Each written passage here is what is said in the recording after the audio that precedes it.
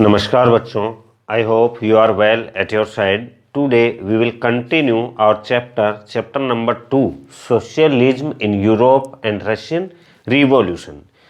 We discussed in this chapter in our earlier class about the three categories of the peoples.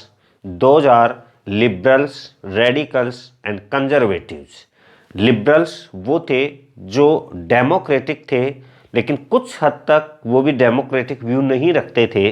For example कि they did not want to voting right for all people, they want to voting right only for propertied person, कि जिनके पास properties थी वो केवल उन्हीं के लिए voting rights रखते थे.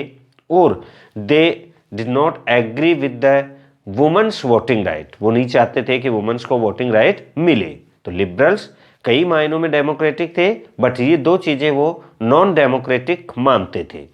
फिर लिबरल्स के बाद रेडिकल्स आए और रेडिकल्स के बाद कंजर्वेटिव्स थे, जो पहले तो ये मानते थे कि सोशल चेंज नहीं होना चाहिए, बट बाद में जो वो भी इस चीज़ की तरफ एग्री हो गए कि सोशल चेंज होना चाहिए, बट स्लोली होना चाहिए.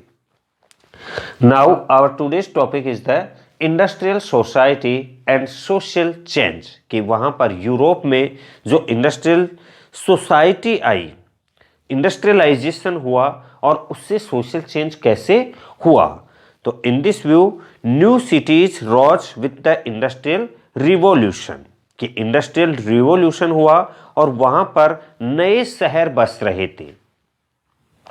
न्यू सिटीज रॉज हो रही थी, नए नए शहर बस रहे थे, नए नए इंडस्ट्रियल जोन डेवलप हो रहे थे, इंडस्ट्रियल एरिया डेवलप हो रहे थे. और रेलवे जो था उसका डेवलपमेंट खूब हो चुका था. उस समय वहाँ पर काफ़ी हद तक रेलवे का डेवलपमेंट हो चुका था. एंड इंडस्ट्रियल रिवॉल्यूशन वहाँ पर पूरी हो चुकी थी, अर्थात अब वर्कर्स की जगह, मैनुअल वर्कर्स की जगह इंडस्ट्रीज आ गई. प्रोडक्शन जो था वो इंडस्ट्रीज में होने लगा और वहाँ इंडस्ट्रियल रिवॉल्यूशन हो चुका था. इस इंडस्ट्रियलाइजेशन के कारण जो मैन, वुमेन और चिल्ड्रन थे, उन सबको कारखानों में ला दिया. मतलब they are work in the industries, in the factories, and working hours are so long. उनके जो वर्किंग आवर्स थे वो नॉट फिक्स थे, तो वहां पर working hours are so long.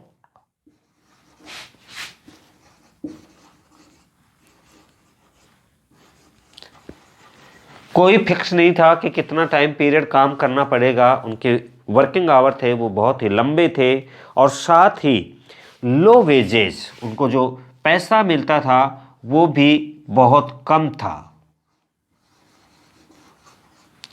तो वर्किंग आवर लंबे थे और वेजेस भी लो था, और इसकी वजह से वहाँ पर उन लोगों को वेज जो था वो कम मिलता था. और unemployment is a major problem. वहाँ अनएम्प्लॉयमेंट जो थी वो बहुत बड़ी प्रॉब्लम थी, क्योंकि इंडस्ट्रियलाइजेशन हुआ, उसकी वजह से वहाँ अर्बनाइजेशन हुआ, शहरीकरण हुआ, तो वहाँ पर अनएम्प्लॉयमेंट भी बढ़ने लगा. और जब इंडस्ट्रियल जो प्रोडक्शन था, उस प्रोडक्शन की अगर डिमांड कम हो जाए, गिरावट आ जाए उसमें, low demand lead to unemployment.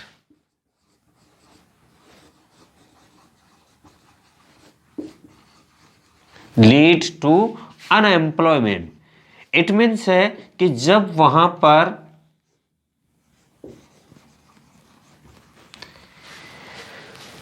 Industrial जो प्रोडक्शन है, उस प्रोडक्शन की डिमांड अगर कम हो जाए, तो डिमांड कम होने पर वहां अनएम्प्लॉयमेंट बढ़ जाएगी, क्योंकि वहां पर फिर प्रोडक्शन जो है वो कम हो जाएगा, तो वर्कर्स को हटा दिया जाएगा और वहां पर अनएम्प्लॉयमेंट ज्यादा बढ़ जाएगी. और जो सिटीज हैं वो जो तेजी से ग्रो कर रहे हैं और स्प्रेड हो रहे हैं, तो उसकी वजह से जो rapidly growing towns forced housing and sanitation problem, housing problem and sanitation problem.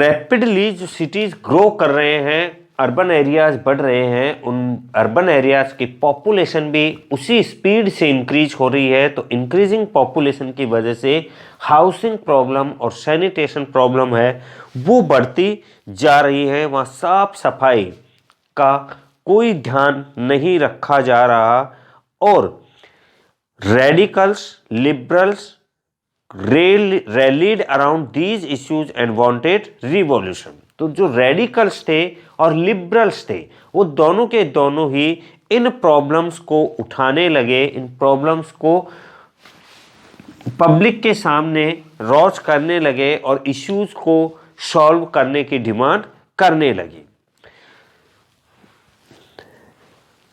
लगभग सभी जो इंडस्ट्रीज थी उन इंडस्ट्रीज वो जो थी वो प्राइवेटाइजेशन थे, वो प्राइवेट प्रॉपर्टी के थे और इनमें से कई सारे रेडिकल्स और लिबरल्स के पास भी काफ़ी प्रॉपर्टी थी और उनके यहाँ कई लोग जो थे वो एम्प्लॉय थे, कई लोग काम करते थे। उन्होंने व्यापार या जो इंडस्ट्रियल जॉब थी उनके जरिए उन्होंने भी प्रॉपर्टी कलेक्ट कर ली थी, काफ़ी सारी प्रॉपर्टी वो भी जुटा चुके थे और इसीलिए वो ये चाहते थे कि उनके प्रयासों को ज़्यादा से ज़्यादा जो है वो बढ़ावा दिया जाए।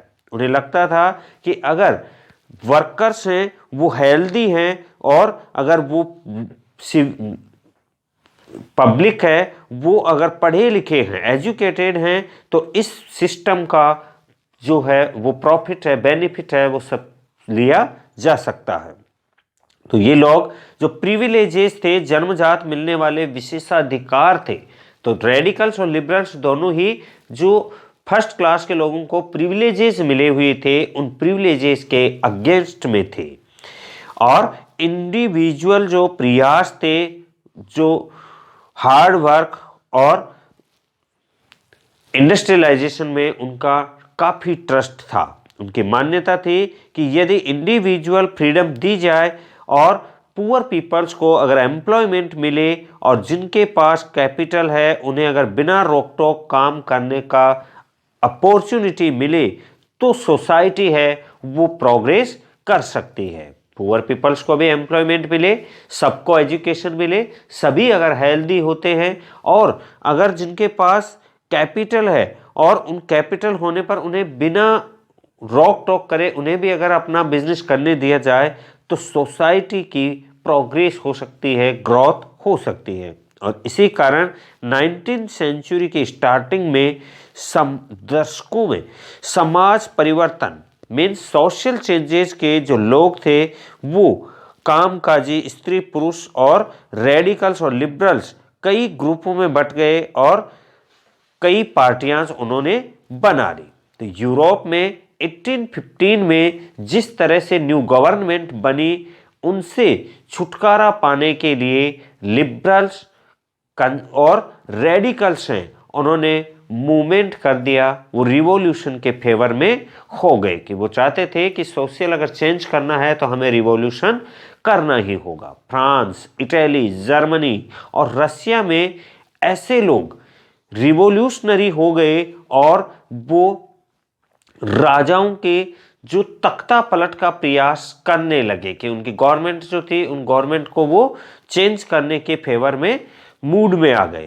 तो नेशनलिज्म जो वर्कर्स थे और रिवॉल्यूशनरी थे वो ऐसे नेशन की स्थापना सेटअप करना चाहते थे जिनमें सभी नागरिकों को इक्वल राइट्स मिले, वो समान अधिकार प्राप्त हों, ऐसी सोसाइटी चाहते थे। तो गवर्नमेंट को ही वो चेंज करना चाहते थे। इन 1815 इटली में जो नेशनलिज्म थे जिस पे मैजिनी ने भी यही टारगेट अचीव करने के लिए अपने सपोर्टर्स के साथ मिलकर के राजा के खिलाफ, रूलर्स के खिलाफ उन्होंने एक जो साजिश रची थी और भारत सहित दुनिया भर के नेशनलिज्म उनकी रचनाओं को पढ़ते थे, मतलब उनसे इंस्पायर्ड थे, जिस पे मैजिनी की जो थॉट्स थे उन थॉट्स के व्यूज़ के से इंस्पायर होकर के और उन्होंने भी आगे जाकर वही काम किया।